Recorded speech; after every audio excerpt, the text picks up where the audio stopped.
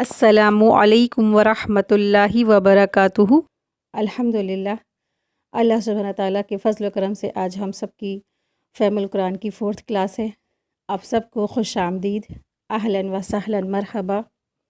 تو اللہ کے رسول صلی اللہ علیہ وسلم نے علم والوں کے لیے بہت فضیلت بتائی ہے، جس میں سے ایک حدیث آتی ہے کہ جس میں آپ صلی اللہ علیہ وسلم نے فرمایا، جب آپ صلی اللہ علیہ وسلم کے سامنے 2 آدمیوں کا ذکر کیا گیا جن میں ایک عابد تھا اور دوسرا عالم تھا، تو رسول اللہ صلی اللہ علیہ وسلم نے ارشاد فرمایا، عالم کی فضیلت عابد پر ایسی ہے جیسے میری فضیلت تم میں سے ایک معمولی شخص پر ہے۔ اس کے بعد نبی کریم صلی اللہ علیہ وسلم نے ارشاد فرمایا، لوگوں کو بھلائی سکھانے والے پر اللہ تعالیٰ اور ان کے فرشتے، آسمان اور زمین کی تمام مخلوقات، یہاں تک چیونٹیاں اپنے بلوں میں مچھلی پانی کے اندر رحمت بھیجنے کی دعائیں کرتی رہتی ہیں۔ یہ ترمذی کی حدیث ہے۔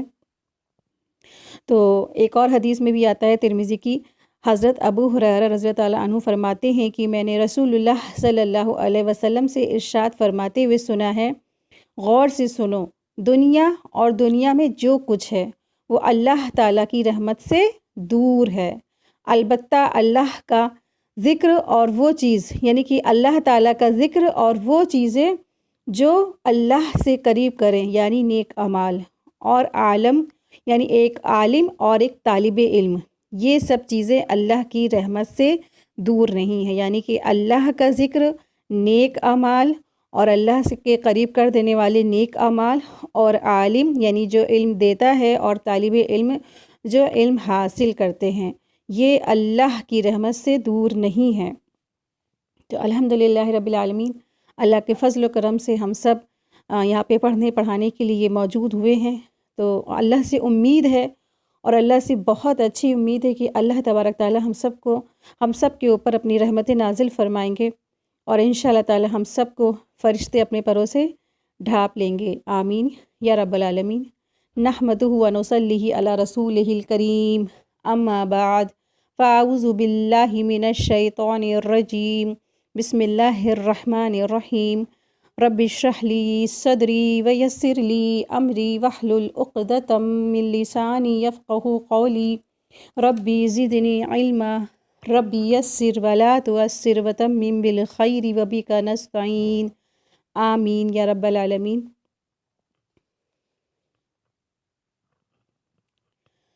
سورہ بقرہ کی ابتدائی 5 آیتوں میں ہم نے پڑھا مومن کی صفات۔ مومن کیسا ہوتا ہے کہ ایک مومن کے اندر جو صفات ہوتی ہیں کہ وہ سب سے پہلا کیا ہوتا ہے کہ اللہ کی بات ماننے والا ہوتا ہے، یعنی توحید کا علم بردار ہوتا ہے، یعنی اللہ تعالیٰ کی وحدانیت پر ایمان لاتا ہے، ایک اللہ کی عبادت کرتا ہے اور سارے الہوں کا جو ہے انکار کرتا ہے، اور وہ اس کتاب پر ایسے یقین رکھتا ہے کہ اس میں کوئی بھی شک نہیں کرتا، اس کو کوئی بھی شک نہیں ہے۔ پھر وہ ایمان لاتا ہے غیب پر، ایسا کہ جیسے بس سب کچھ ضرور ہونے والا ہے، بہت زیادہ یقین کرنے والا ہوتا ہے، اور وہ نماز بھی قائم کرتے ہیں اور وہ زکوٰۃ بھی دیتے ہیں، اور وہ ہر ان چیز پہ ایمان رکھتے ہیں جو کچھ پہلے نازل کی گئی، یعنی کہ پہلے کی کتابوں پر، اور وہ اس پر بھی ایمان رکھتے ہیں جو اللہ کے رسول صلی اللہ علیہ وسلم پر نازل کی گئی، اور وہ آخرت پر بھی بہت زیادہ یقین رکھتے ہیں۔ تو وہ جو ہے کامیابی کا معیار بتایا گیا کہ یہی لوگ ہیں کہ وہ لوگ کامیاب ہو گئے۔ تو یہاں پہ اللہ تبارک تعالیٰ نے سورہ بقرہ کی آیت نمبر 2 سے 5 تک مومنین کی صفات بیان فرمائی ہے کہ ایک جو مومن ہوگا تو مومن ایسا ہوگا۔ پھر آیت نمبر سورہ بقرہ کی 6 اور 7 میں کافروں کا ذکر ہے، اور اس کے بعد آیت نمبر 8 سے 20 تک منافقوں کا ذکر ہے، تقریباً 13 آیتوں میں۔ تو ہدایت اور گمراہی کے اعتبار سے انسانوں کے دنیا میں، اس پورے دنیا میں 3 گروہ ہیں۔ پہلا مومنین، دوسرا کافر، تیسرا منافقین۔ تو پوری دنیا میں کہیں نہ کہیں جو ہے یہ 3 گروپ ضرور موجود ہیں۔ اس زمانے بھی موجود تھے جب انبیاء کرام آتے تھے، اور جب رسول اللہ صلی اللہ علیہ وسلم دنیا میں مبعوث کیے گئے، اس کے بعد جب آپ صلی اللہ علیہ وسلم اس دنیا سے چلے گئے، اس کے بعد بھی یہ موجود تھے، اور قیامت تک کی ایسے ہی 3 گروپ ہمیشہ رہیں گے۔ اسی لیے قرآن کریم میں اللہ سبحانہ تعالیٰ نے ان سب کے بارے میں صفات بتا دی ہے، تو ہمیں اپنا جائزہ لینا ہوگا کہ ہم کن میں شامل ہیں۔ کیا ہمارے اندر مومنین کی صفات ہے؟ کیا ہمارے اندر ایک خدا نخواستہ اللہ نہ کرے کافر کی صفات تو نہیں موجود ہے؟ یا ہمارے اندر کسی قسم کی منافقت تو نہیں موجود ہے؟ تو قرآن کریم کو سمجھنے کے لیے ہمیشہ ہر آیت کو یہی سمجھنا چاہیے کہ یہ آیت شاید میرے بارے میں ہے۔ اگر کوئی خرابی بتائی جا رہی ہے، کوئی برائی بتائی جا رہی ہے، ہمیشہ انسان کو یہی تصور کرنا چاہیے کہ شاید یہ میرے ہی بارے میں ہے۔ تو اگر اس کے بارے میں وہ چیز ہے تو وہ اپنی اصلاح کرتا چلے اپنی اصلاح کو کرتا چلے، یعنی کہ اپنے آپ کو چینج کرے اور اپنے آپ کو قرآن کریم کے حساب سے اپنے آپ کو بنائے، اپنی برائیاں جو ہیں اس کو چھوڑے اور اچھائیوں کو لیتا چلا جائے۔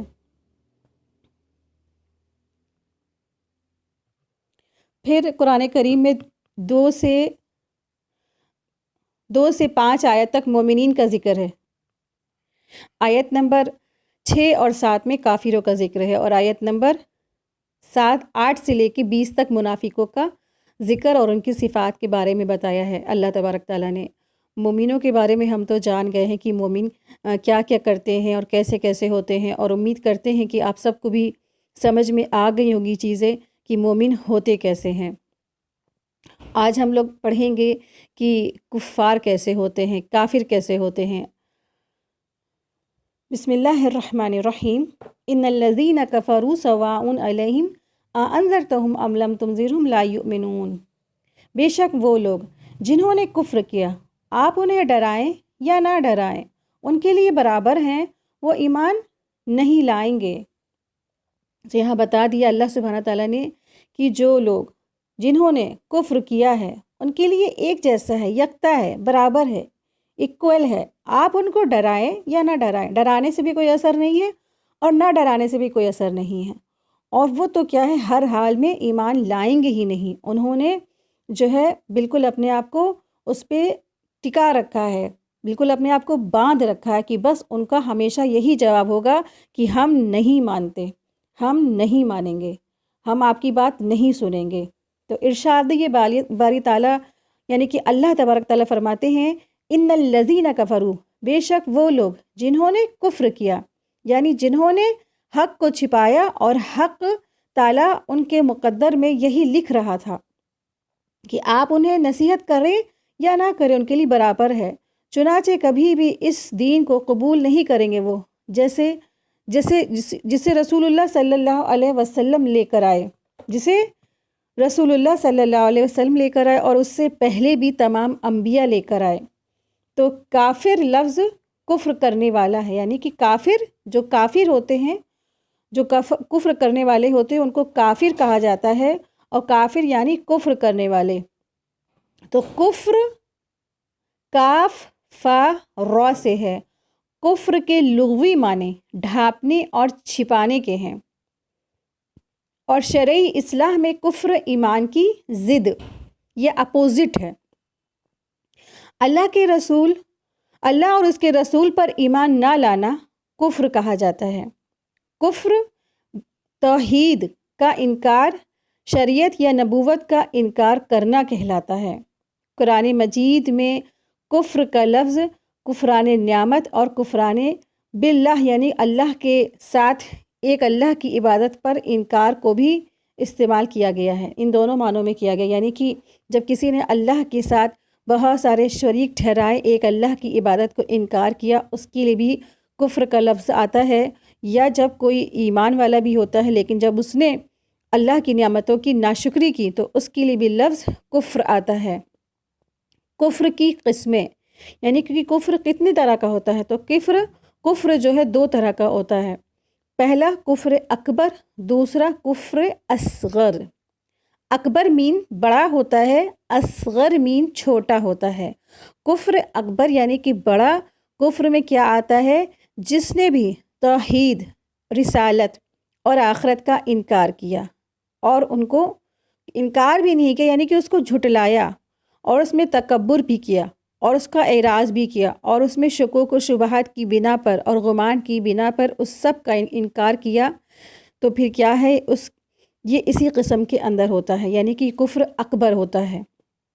جس نے توحید، رسالت اور آخرت کا انکار کیا اور انکار ہی نہیں کیا، ساتھ میں اس کو جھٹلایا بھی کہ یہ جھوٹے ہیں، یہ سب جھوٹ بات لے کر آتے ہیں، اور کس بنا پہ کیا؟ تکبر کی بنا پر۔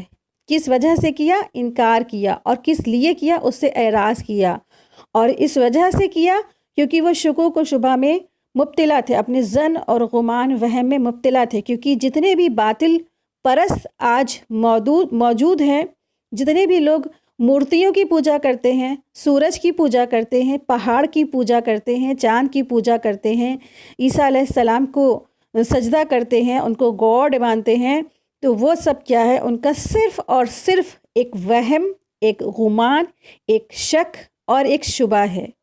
یہ ساری چیزیں ان کے کفر اکبر میں پائی جاتی ہیں۔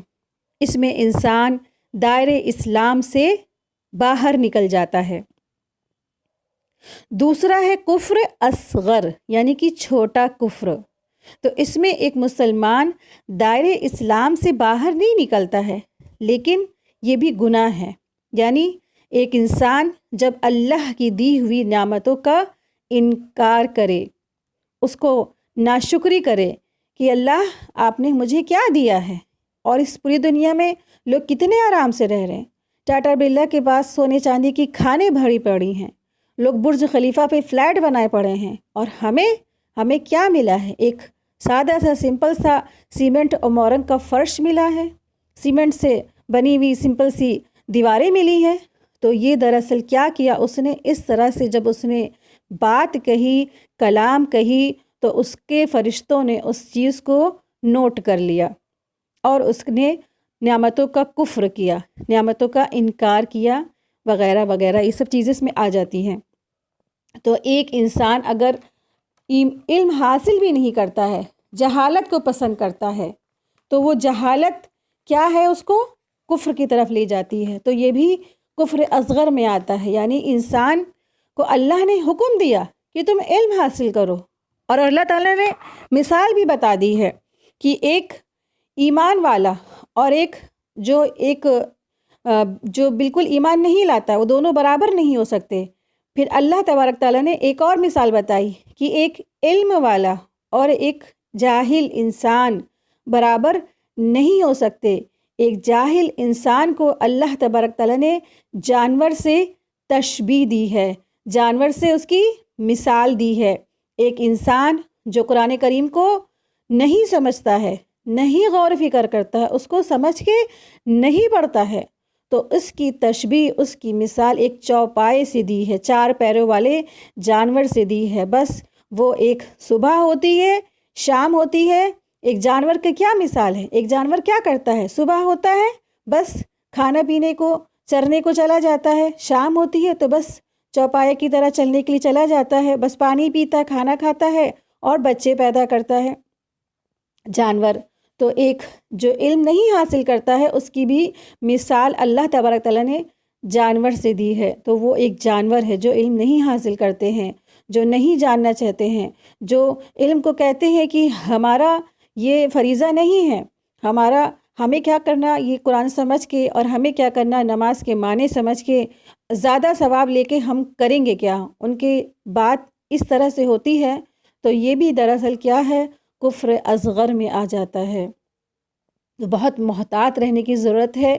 انسان اگر کوئی اچھا کام نہیں کرتا ہے تو اس کو کوئی حق نہیں کہ وہ زبان سے برے کلام بھی کہے، تو اس کو چاہیے کہ وہ خاموش رہے۔ اگر وہ علم نہیں حاصل کرتا ہے تو وہ دوسروں کو بھی مت روکے اس راستے سے۔ اگر کوئی دین کی طرف آگے بڑھنا چاہتا ہے تو اس کو وہ جو ہے موٹیویٹ کرے، اس کو جو ہے آگے بڑھنے کو کہے، نہ کہ اس کی ٹانگ پکڑ کے پیچھے کھینچ لے۔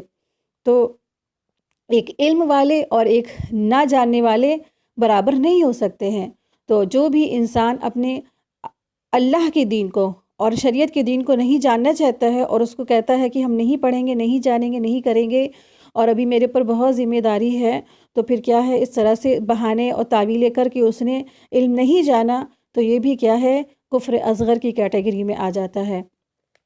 تو کفر اکبر ایک مسلمان کو ملت اسلام کے دائرے سے نکال دیتا، یعنی کہ ایک جو بڑا والا کفر ہے وہ ایک مسلمان کو اسلام کے دائرے سے نکال دیتا ہے، جبکہ کفر اصغر یعنی کہ چھوٹا والا کفر ایک مسلمان کو دائرے اسلام سے نہیں نکلواتا ہے اور نہ ہی اس کے سارے اعمال برباد کرتا ہے۔ یعنی کہ کفر اکبر میں کیا ہوتا ہے، جب انسان نے بڑا کفر اختیار کیا تو وہ چاہے جتنے بھی اچھے کام کر لے، چاہے جتنی بھی محنتیں کر لے، چاہے جتنے بھی ہزاروں لاکھوں غریبوں کو کھانا کھلا دے، چاہے وہ لاکھوں کروڑوں لوگوں کو کمبل اڑا دے، چاہے وہ لاکھوں کروڑوں لوگوں کے گھر بنا دے، چاہے وہ لاکھوں کروڑوں لوگوں کی خدمت کر کر کے اپنی جان دے دے، لیکن کیا ہے جب اس نے کفر کیا تو اس کے سارے یہ نیک اعمال برباد کر دیے جاتے ہیں۔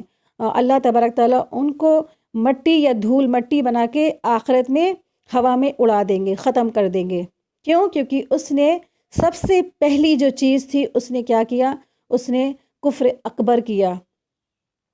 کفر اکبر کا کرنے والے کے سارے اللہ تبارک تعالیٰ نیک اعمال ہوا میں دھول مٹی کی طرح اڑا دیں گے اور اس کو بس سیدھے اللہ تبارک تعالیٰ جہنم میں رسید کر دیں گے۔ لیکن جو کفر اصغر کرتا ہے تو یہ بھی تو گناہ ہے نا کہ اللہ تعالیٰ کی انسان ناشکری کرتا ہے۔ اللہ تعالیٰ نے تب جبکہ اس کو بہت دیا اور اس کے باوجود بھی وہ اللہ تعالیٰ کے ساتھ ناشکری کا رویہ اختیار کرتا ہے۔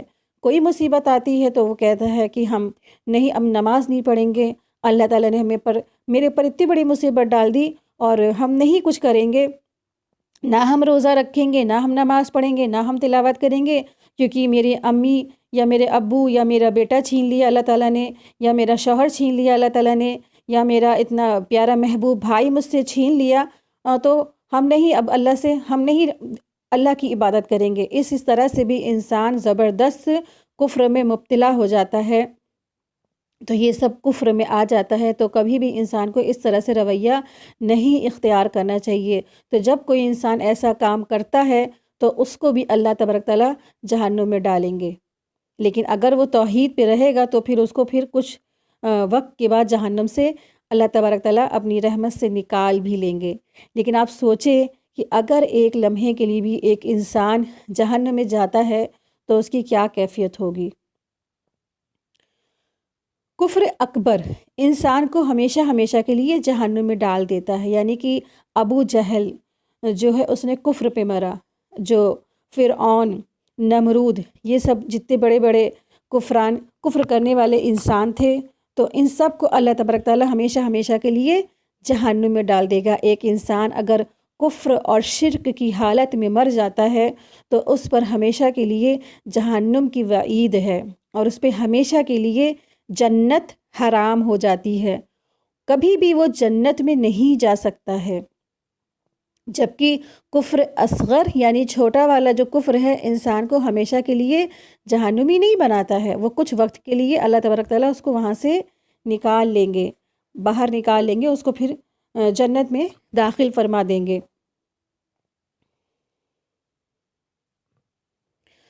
سورہ بقرہ آیت نمبر 145 میں آتا ہے وَلَئِنْ آتَيْتَ الَّذِينَ أُوتُوا الْكِتَابَ بِكُلِّ آيَاتٍ مَا اتَّبَعُوا قِبْلَتَكَ، اور اگر آپ ان لوگوں کے پاس تمام نشانیاں بھی لے آئیں جنہیں کتاب دی گئی تھی تو یہ بھی آپ کے قبلے کی پیروی نہیں کریں گے۔ یعنی جس کے مقدر میں اللہ تعالیٰ نے شقاوت لکھ دی ہے اسے سعادت نصیب نہیں ہوتی، یعنی کہ جس کے نصیب میں اللہ تبارک تعالیٰ نے جو ہے نافرمانی لکھ دی ہے تو اس کو خوش نصیبی نہیں مل سکتی ہے، یعنی کہ جسے اللہ تعالیٰ گمراہ کر دے اسے کوئی ہدایت نہیں عطا کر سکتا۔ لہٰذا آپ ان کی وجہ سے غمگین نہ ہوں، ان تک پیغام الہی کو پہنچا دیں، اور چونکہ آپ کی تو بس دعوت پر لبیک جو کہے گا گویا وہ کیا ہے، وہ مومن ہو گیا، اور جس نے قبول نہیں کیا تو اس نے اعراض کیا تو اس کے بارے میں آپ غم نہ کریں۔ تو یہ سورہ بقرہ کی آیت نمبر 145 میں اللہ تبارک تعالیٰ نے رسول اللہ صلی اللہ علیہ وسلم کو حکم دیا کہ آپ جو ہے نا ان کافروں کے لیے غم نہیں کریں۔ جو کافر ہیں وہ ایمان نہیں لائیں گے، جو کافر ہیں جن کی قسمت کے فیصلے ہو چکے ہیں وہ ایمان نہیں لائیں گے۔ تو دیکھیے لیکن دعاؤں سے بھی تقدیر بدل جاتی ہے۔ جب سورہ فاتحہ انسان شدت کے ساتھ پڑھتا ہے، اللہ سے ہدایت مانگتا ہے اور بہت شدید ہدایت مانگتا ہے، تو دعاؤں سے تقدیر بدل جاتی ہے، مقدر بدل جاتے ہیں۔ لیکن جب انسان دعا نہیں کرے گا، اللہ سے عبادت نہیں کرے گا، اللہ سے مانگے گا نہیں، تو تقدیر کی لکھاوٹ بھی پھر نہیں مٹتی ہے، وہ جیسے کہ جیسی رہ جاتی ہے، جیسا لکھ کر آیا بس ویسا ہی رہ جاتا ہے۔ تو اللہ تبارک تعالیٰ نے فرمایا رسول اللہ صلی اللہ علیہ وسلم سے کہ آپ غم نہ کیجیے۔ دراصل آپ صلی اللہ علیہ وسلم جو ہے بہت زیادہ ان کے دل میں شدید خواہش رہتی تھی کہ وہ تمام لوگ جو ہیں، جتنے بھی ان کی امت کے لوگ ہیں، وہ سب کے سب کو ہدایت پہنچائیں، سارے کے سارے ہدایت کو قبول کر کے آپ صلی اللہ علیہ وسلم کی پیروی کو اختیار کر لیں۔ تب اللہ تبارک تعالیٰ نے ان کو ان آیات کے ذریعے سے آپ کو اطلاع فرمائی کہ دولت ایمان صرف وہی لوگ اس سے جو ہے بہرہ مند ہو سکتے ہیں جن کے لیے لوح محفوظ میں مقدر میں سعادت یعنی خوش نصیبی اور کامیابی لکھ دی گئی ہے۔ تو جن کے نصیب میں پہلے سے لکھ دیا گیا ہے کہ ان کے نصیب میں یہ مومن ہے اور یہ کافر ہے، تو پھر وہی لوگ اس چیز سے، اس قرآن کریم سے، اس سے فائدہ اٹھا سکتے ہیں۔ اور جو دعا مانگتا رہتا ہے ایک بندہ اللہ سے تڑپ کے کہ اللہ مجھے ہدایت دے دے، تو اللہ تبارک تعالیٰ اس کو بھی ہدایت عطا فرماتے ہیں۔ جس کو للک ہوتی ہے، تڑپ ہوتی ہے اور اللہ سے ملاقات کے لیے، اس کی تیاری کے لیے وہ بالکل ریڈی رہتا ہے اور اپنی تڑپ اور للک کے ساتھ اس راستے پہ ڈٹا رہتا ہے، تو انشاءاللہ تعالیٰ اس کو بھی ہدایت مل جاتی ہے۔ تو انذرا یعنی کہ انذرتہم، آپ ان کو ڈرائیں، ام لم تنذرہم، یا آپ ان کو نہ ڈرائیں، وہ ایمان نہیں لائیں گے۔ تو انذار کے معنی کیا ہے؟ کسی کو خطرے سے خبردار کرنا ہے۔ تو رسول اللہ صلی اللہ علیہ وسلم لوگوں کو خبردار کرنے آئے تھے۔ خبردار کرنے کے لیے اللہ تبارک تعالیٰ نے ان کو دنیا میں بھیجا تھا کہ آخرت میں جو ایک جہنم ہے، اس میں جو نالائق اور اللہ کے نافرمان بندے ہوں گے ان کو ڈال دیا جائے گا، اور جو اللہ کا کہنا ماننے والے ہیں، جو اللہ کی بات ماننے والے ہیں، ان کو جنت میں ڈالا جائے گا۔ تو لوگوں کو آخرت کے ڈراووں سے ڈرانے اور آخرت کے بارے میں انفارمیشن کرنے اللہ کے رسول صلی اللہ علیہ وسلم اللہ تعالیٰ نے ان کو بھیجا تھا ہم سب کی رہنمائی کے لیے۔ تو جو لوگ مان گئے تو پھر کیا ہے، وہ مومنین کہلائیں، جن کی صفات ہم لوگ پیچھے پڑھ چکے ہیں۔ یہاں پہ بات ہو رہی ہے کافروں کی، تو کافر لوگ کیا ہے، وہ ایمان نہیں لائیں گے، چاہے ان کو جتنا بھی ڈرائیں وہ ماننے والے نہیں ہیں۔ کیوں نہیں ماننے والے ہیں؟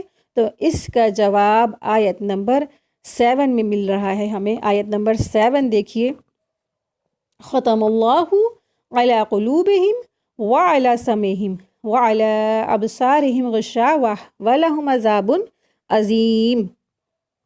اللہ نے ان کے دلوں اور کانوں پر مہر لگا دی ہے اور ان کی آنکھوں پر پردے ہیں اور ان کے لیے بہت بڑا عذاب ہے۔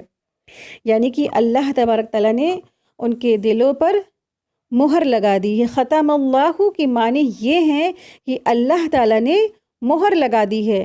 قتادہ اس آیت کے بارے میں فرماتے ہیں کہ انہوں نے جب شیطان کی پیروی کی تو شیطان نے ان کو اپنے قابو میں کر لیا اور اللہ تعالیٰ نے ان کے دلوں اور کانوں پر مہر لگا دی۔ یعنی کہ نافرمان لوگوں نے جب شیطان کی پیروی کی تو دنیا میں 2 طرح کے کام ہوتے ہیں، ایک رحمان کا اور ایک شیطان کا، یعنی کہ 2 راستے ہیں اور انہیں سے سارے ریلیٹڈ کام بھی ہوتے ہیں۔ ایک رحمان یعنی اللہ کا راستہ، اور دوسرا راستہ باقی جتنے راستے ہیں وہ سب شیطان کے راستے ہیں۔ تو جب انسان اللہ کے راستے کو چھوڑتا ہے، اللہ کے راستے پہ نہیں چلتا ہے، تو باقی جتنے راستے ہیں اور جتنے کام ہیں وہ سب شیطان کے کام ہیں۔ تو جب ایسے لوگوں نے شیطان کی پیروی کی اور شیطان نے پھر کیا کیا، ان کو اپنے انڈر میں کر لیا، اپنے قابو میں کر لیا، تو اللہ تعالیٰ نے ان کی نافرمانیوں کی وجہ سے، ان کی نالائکیوں کی وجہ سے، ان کی جو ہے اس قدر کی مظاہرہ اور جو ہے رسولوں کی بات نہ ماننے کی وجہ سے ان کے دلوں پہ اور کانوں پر مہر لگا دی اور ان کی آنکھوں پر پردہ ڈال دیا، جس کی وجہ سے یہ لوگ ہدایت کو نہیں دیکھ سکتے، نہ سن سکتے ہیں، نہ سمجھ سکتے ہیں۔ جیسے آپ دیکھیں کہ مثال کے طور پہ آپ نے ایک واٹر بوٹل دیکھی ہوگی، واٹر بوٹل میں اگر آپ واٹر بوٹل کے اوپر ایک کیپ ہوتا ہے، تو جب اس کو بند کر دیں گے تو پانی کہاں سے بھریں گے؟ پانی کہاں سے جائے گا؟ کوئی جگہ نہیں ہے پانی جانے کی نا، ایک ہول ہے وہ بھی بند کر دیا گیا، تو وہ بھی جب بند ہو جائے گا تو پانی جانے کی کوئی جگہ نہیں رہی، سب طرف سے پیک ہے، سیل ہے ایک واٹر بوٹل۔ تو پھر اسی طرح سے انسان کے دل کے اندر نور اترنے کی یہی جگہ ہوتی ہے کہ اللہ تعالیٰ جس کے دلوں میں جب نور اتارتا ہے تو اس کے دلوں میں اس کے جو ہے ذریعہ کیا ہوتا ہے، اس کے کان ہوتے ہیں، اس کے آنکھ ہوتے ہیں۔ آنکھ اور کان کے ذریعے انسان کو ہدایت ملتی ہے، کانوں سے سن کے اور آنکھوں سے دیکھ کے، اس قدرت کی نشانیوں پہ غور فکر کر کے انسان آنکھوں سے دیکھ کے اللہ کی طرف ہدایت کی راہ اس کو ملتی ہے، ہدایت کا راستہ ملتا ہے، یا پھر کانوں سے سن کے کوئی اس کو اچھی بات بتائے، اچھی چیز کی طرف بلائے، اچھی بات بتائے، اس کو وارننگ بھی کرے کہ آپ ایسا کیجئے اور ایسا نہیں کیجئے، یہ تو آپ نے بہت غلط کام کیا۔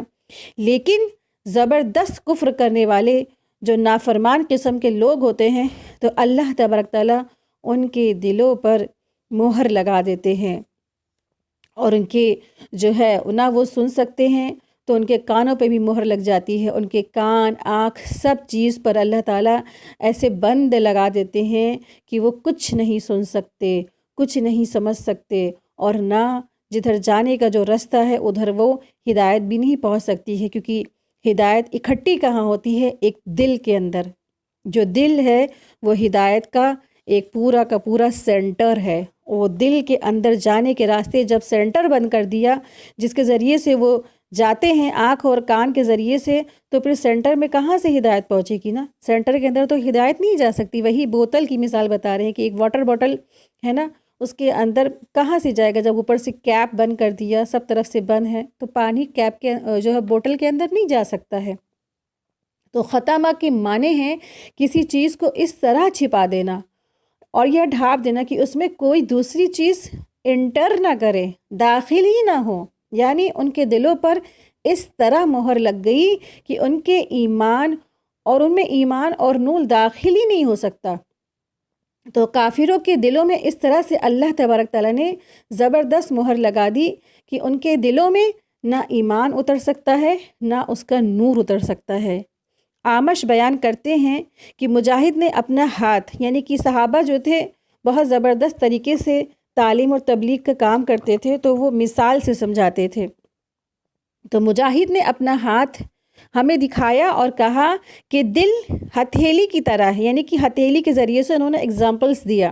تو ہتھیلی کی طرح ہے، جب انسان کوئی گناہ کرتا ہے تو اس کا کچھ حصہ سمٹ جاتا ہے، اور وہ اپنی چھنگلیاں بند کر کے دکھائی انہوں نے، یعنی کہ ایک پورا اپنا ہاتھ کھولا، ہتھیلی کھولی، پھر انہوں نے اپنی ایک چھنگلیاں کو بند کر لی، جیسے ہم بند کرتے ہیں نا، اس طرح سے بند کر لی، اور پوری باقی چاروں فنگرز کھلی ہوئی ہیں، اس طرح سے انہوں نے بند کر کے دکھائی اور فرمایا کہ اس طرح سے۔ اور جب آدمی اور گناہ کرتا ہے تو وہ کچھ اور حصہ بھی سمٹ جاتا ہے، یعنی کہ دوسری اور تیسری انگلیاں بھی فنگرز بند ہو جاتی ہیں۔ انہوں نے ایک اور انگلی بند کر کے دکھائی، حتیٰ کہ اس طرح تمام انگلیاں بند کر کے دکھائیں، اور پھر فرمایا اس طرح جب سارا دل سمٹ جاتا ہے تو اس پر مہر لگ جاتی ہے، یعنی کہ جب ساری انگلیاں بند ہو گئیں تو کیا ہو گیا؟ ایک مٹھی جیسا شیپ بن گیا نا ہتھیلی کا۔ تو اس طرح سے ایک مٹھی جب بن جاتی ہے تو اندر کچھ نہیں انٹر کر سکتا۔ تو اس طرح سے مثال سے صحابہ نے سمجھایا کہ اس کے اندر جو ہے پھر جب دل میں مہر لگ جاتی ہے تو اس کے اندر ہدایت جا نہیں سکتی ہے، پہنچ نہیں سکتی ہے۔ قرطبی فرماتے ہیں کہ امت کا اس بات پر اجماع ہے اجماع یعنی کہ سب کی بات یہی ہے کہ اللہ تعالیٰ نے اپنے بارے میں فرمایا کہ اس نے کافروں کے کفر کی سزا ان کے دلوں پر مہر لگا کر کے دی ہے، یعنی کہ کفر کی سزا یہ دی اللہ تبارک تعالیٰ نے کہ ان کے دلوں پر مہر لگا دی ہے۔ تو اللہ تبارک تعالیٰ نے ان کو ان کے کفر کی وجہ سے ان کے دلوں پہ اللہ تعالیٰ نے مہر لگا دی ہے۔ تو رسول اللہ صلی اللہ علیہ وسلم فرماتے ہیں کہ بے شک مومن جب گناہ کرتا ہے تو اس کے دل پر ایک سیاہ نقطہ پڑ جاتا ہے، اور اگر وہ توبہ کر لے تو گناہ کو چھوڑ دے اور بخشش مانگ لے تو دل روشن ہو جاتا ہے، اور اگر وہ مزید گناہ کرتا چلا جائے اور اس سے دل کی سیاہی میں اضافہ ہوتا جاتا ہے حتیٰ کہ پورا دل سیاہ ہوتا چلا جاتا ہے۔ تو پورا دل سیاہ ہو جانا اور کیا ہے، کلا بل ران علی قلوبہم ما کانوا یکسبون، سورہ مطففین آیت نمبر 14 میں آتا ہے کہ ان کے دل کیسے ہو جاتے ہیں، ہرگز نہیں بلکہ ان کے دلوں پر آپ ان کے اعمال کی وجہ سے زنگ لگ گیا ہے۔ رعانہ یا ہوتا ہے کیا چیز ہے، زنگ لگ جانا، دلوں پر ایسا زنگ کہ کسی بھی قسم کی اچھی بات ان کو پر اثر نہیں ہو سکتی ہے، کوئی بات ان کے اندر داخل نہیں ہو سکتی ہے۔ غشاوہ وعلی ابصارہم غشاوہ، یعنی کہ ان کے کانوں اور آنکھوں پر غشاوہ ہے، پردہ ہے۔ تو غشاوہ یعنی کہ ایسا پردہ جس کے ذریعے سے ان کو کچھ نظر نہیں آئے، کچھ بھی نہیں دیکھ سکتے ہیں، وہ ہر چیز کو ان کو پردہ پڑ گیا ہے کہ ان کے کفر کی وجہ سے۔ تو ہر چیز کو وہ کسی چیز کو اللہ سبحانہ تعالیٰ کی جو ہدایت کی چیز ہے اس کی طرف وہ دیکھ ہی نہیں سکتے ہیں، ان کی غور فکر کی جو نگاہ ہوتی ہے وہ ختم ہو جاتی ہے، جو سماعت ہوتی ہے ہدایت کی وہ ختم کر دی جاتی ہے، اور ان کو اچھی بات دکھائی نہیں دیتی، اچھی بات سنا ہی نہیں دیتی، اور وہ زبردست ان کا جو شیطان ہوتا ہے ساتھی ان کا شیطان بن جاتا ہے، یہاں تک کہ اس نے جو وعدہ کیا تھا شیطان نے کہ اللہ تعالیٰ میں آپ کے بندوں کو ہر طرح سے بہکاؤں گا، تو پھر جو شیطان ہوگا ایسے لوگوں کو بہت ساری جو ان کی جو تعداد ہوگی ڈھیر ساری تعداد میں لے کے ان کو جہنم میں چلا جائے گا، اور سب کے سب کو جہنم میں لے کے چلا جائے گا۔ تو شیطان اپنی چال میں کامیاب ہو جائے گا، کیونکہ آدم علیہ السلام سے لے کر جتنے بھی لوگ آئے، یعنی کہ آدم علیہ السلام کے اولادوں میں سے 999 جو اولادیں ہوں گی وہ جہنم میں جائیں گی، صرف 1% جو جنت میں جانے والے ہیں۔ تو ایک بہت بڑی تعداد جو ہے جہنم میں چلی جائے گی۔ تو اللہ سے ڈر کے، بہت زیادہ ڈر کے یہ زندگی گزارنی ہے ہمیں۔ اللہ تبارک تعالیٰ سے دعا ہے کہ اللہ تبارک تعالیٰ ہمیں اور آپ کو ایمان کے ساتھ خاتمے کی توفیق عطا فرمائے، ایمان کے ساتھ ہمارا اور آپ کی زندگی گزرے، اور ایمان کے ساتھ ہم سب کو اللہ تبارک تعالیٰ فوتگی عطا فرمائے، اور اللہ سبحانہ تعالیٰ ہمارے بچوں کو، ہمارے گھر والوں کو، ہم سب کے سب کو توحید پر جمع اور ڈٹے رہنے والا بنائے، ہدایت کے رستے پر استقامت دے دے۔ وآخر دعوانا ان الحمد للہ رب العالمین، سبحانک اللہم و بحمدک، اشہد ان لا الہ الا انت، استغفرک و اتوب الیک۔ السلام علیکم ورحمۃ اللہ وبرکاتہ۔